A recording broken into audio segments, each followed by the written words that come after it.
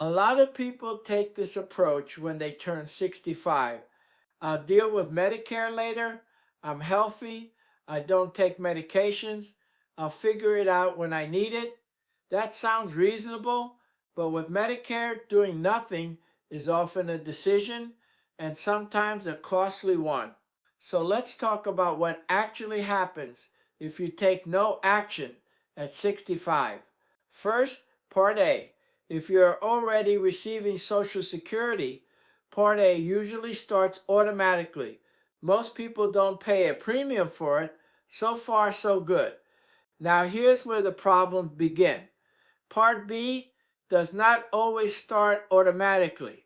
And if you delay Part B without having the right kind of employer coverage, Medicare adds a penalty.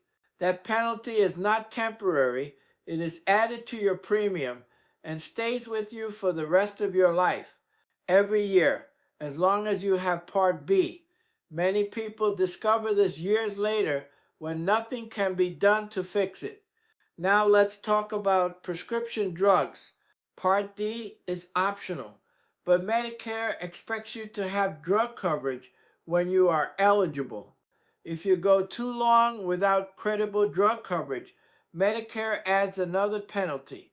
That penalty also lasts for life. Here's the part that surprises people. Medicare does not send you a warning. They do not call you. They do not stop you and say, "Are you sure?" They assume you know the rules. If you didn't know, the system still applies the penalty. That's not personal. That's how it's designed. Doing nothing can also limit your choices later. Some plans are only available during specific enrollment windows. Miss those windows, and you may be locked out until the next period. In some cases, your health can limit what options are available to you later, so the idea that you can always fix things later is often wrong. Here is the quiet truth.